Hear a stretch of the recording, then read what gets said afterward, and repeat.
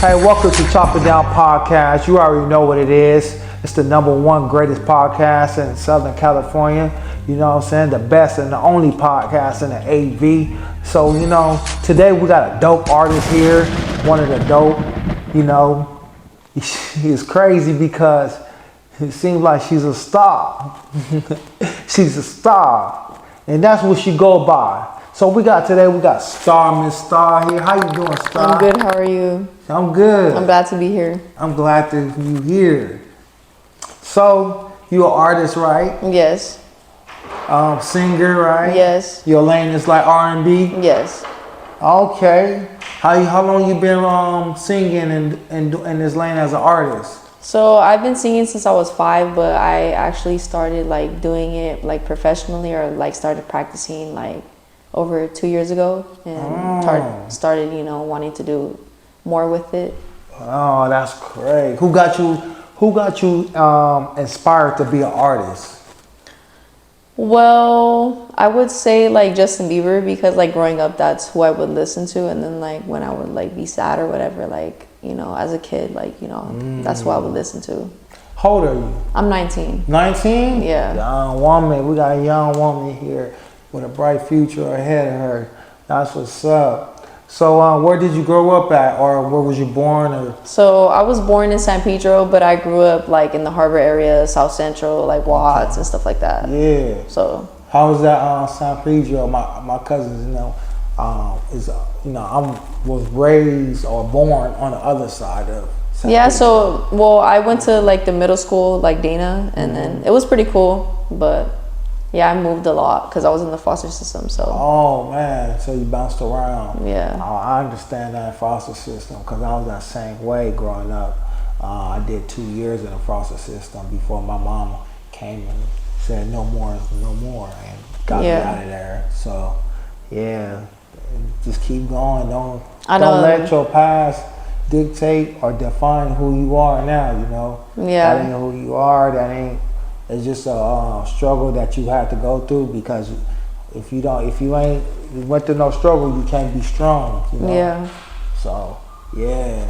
So that's dope. So what's your nationality? So I'm actually mixed. So I'm Mexican, Puerto Rican, Black, and Indian. So my dad is full Mexican, and then my mom, her dad is full Black, and then her mom is Puerto Rican and Indian. Whoa. So hold on, your mom is full Mexican? No, my dad. Your dad's full Mexican? Yeah, so my dad's full Mexican, and then my mom, she's mixed with her dad is full Black, and then her mom is Indian and Puerto Rican. Oh.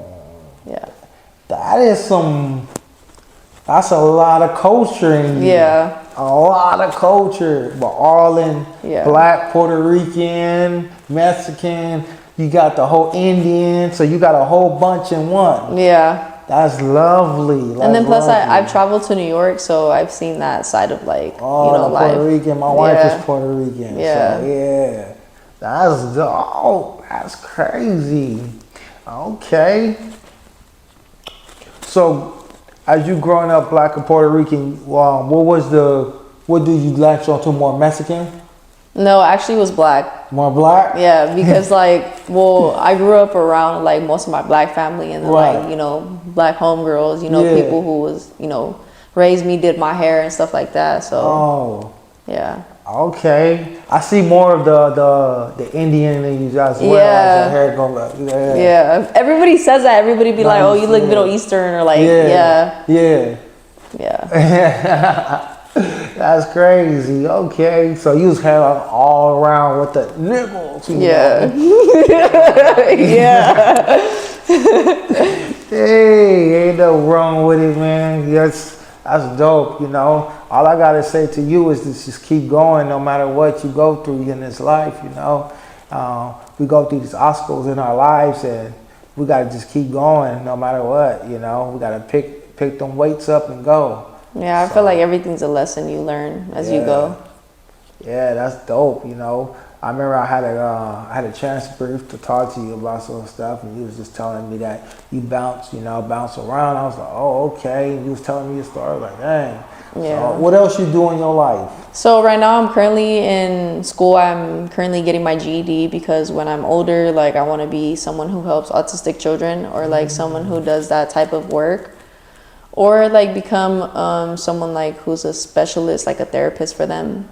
Like kind of in that work, because my nephew is autistic, and then Right. like growing up in the foster system, like seeing people who are autism, like have autism or like Down syndrome, like I would see like how the staff or like people would look at them different when they're just, you know, people with, Yeah. you know, different understandings or different ways of learning. Man, that is, you know, a lot of people, a lot of autism kids, a lot of people don't know how to deal with those type of kids because they are, it's hard to deal with those type of kids. But it's a lot of training that you need to deal with them. From what I know and I experience into the work environment that I work in this days economy that we live in, a lot of you guys, youth kids, are dealing with mental health issues. Yes, that is true. A lot of behavioral health. I work at do security at Kaiser, and I see a lot of kids from the youngest from 6 years old, and a lot of teenagers. I was just at a behavioral health, and a lot of teenagers was coming in for mental problems. So Yeah, well, I've been diagnosed with bipolar and depression since I was 13, so. yeah, but that's because of the problems, the things that you've gone through in your life, Yeah. right? Well, also because like I've actually, you know, been to mental hospitals and like, Right. you know, been through psychiatric therapy and like taken medicine because of like, you know. So, yeah.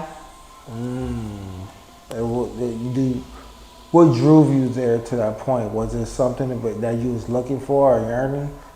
No, it's more, yes, in a way, but it's more so because like I deal with PTSD and I have anxiety, and then like going through the things that I went through at a very young age, like, and then having to just keep going.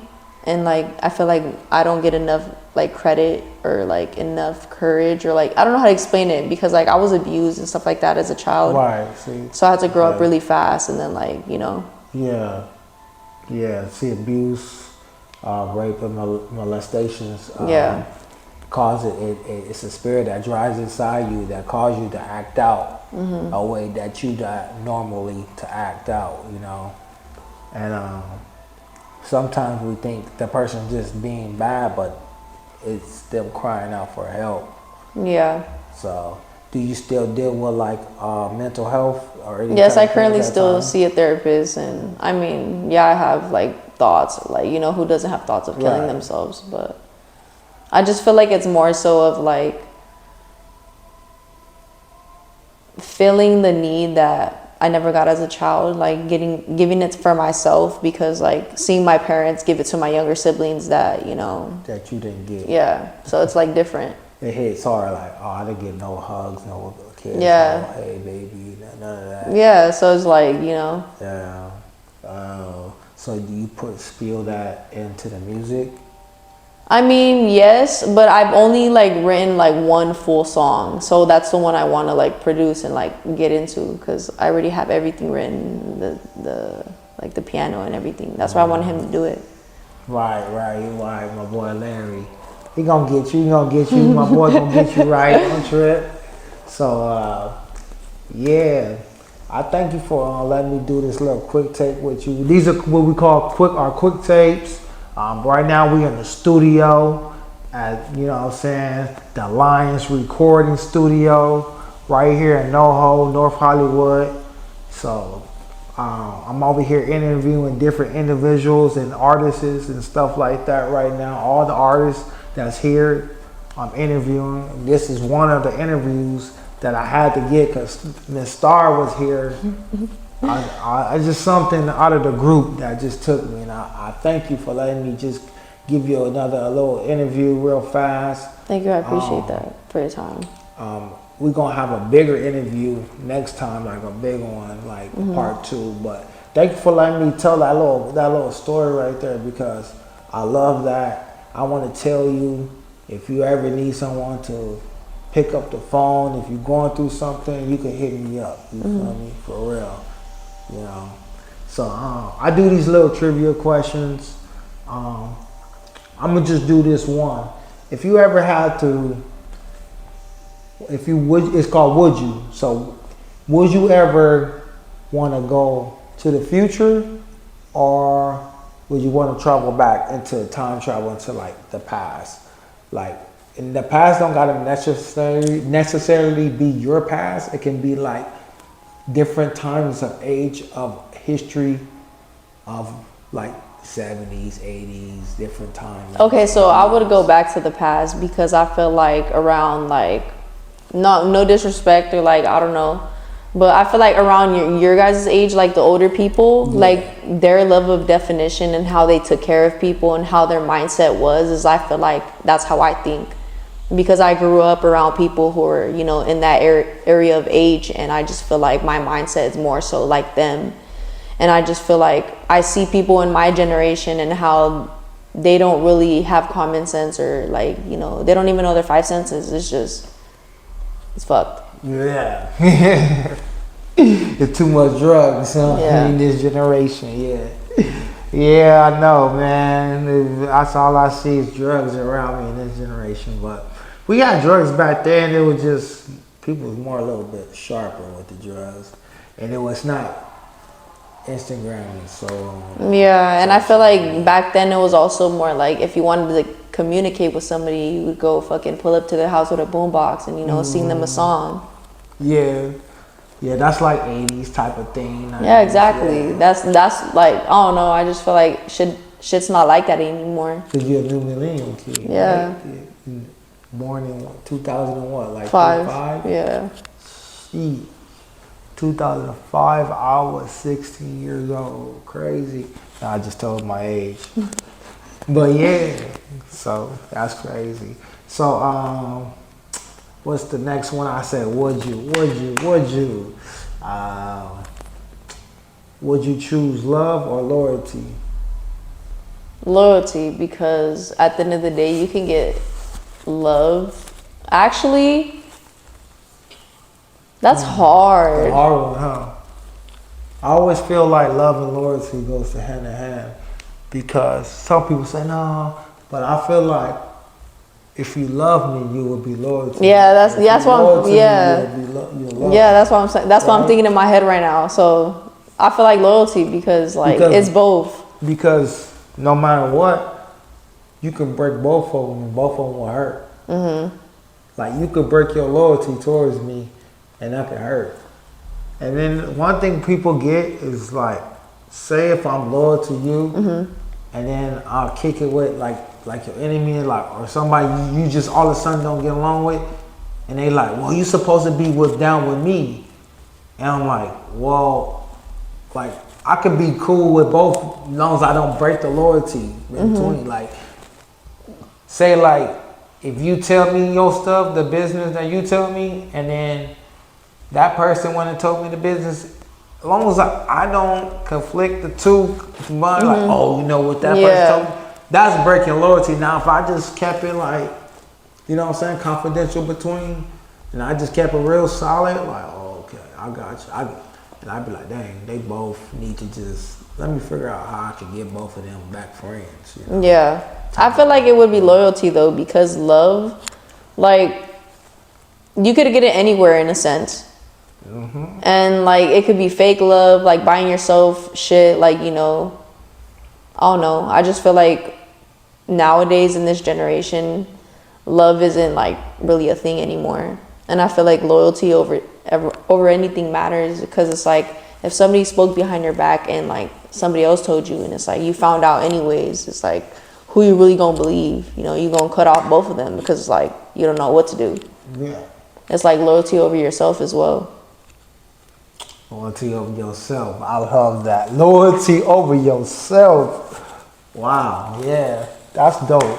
So thank y'all for coming to Chop It Down podcast. We will have Miss Star back, you know, the young, beautiful young star here. We thank everything. Go ahead, hit up the likes and follows. and shares. Go to YouTube. Go to Chop It Down Podcast. Go to Instagram, Chop It Down Podcast. Please, please support the movement. Support the movement. This is something that's going to be bigger than life. I'm telling y'all, the more we put out, the more y'all going to see. I'm telling y'all, we go. Yeah, it's the beginning. And you already know, and we out. Get you some.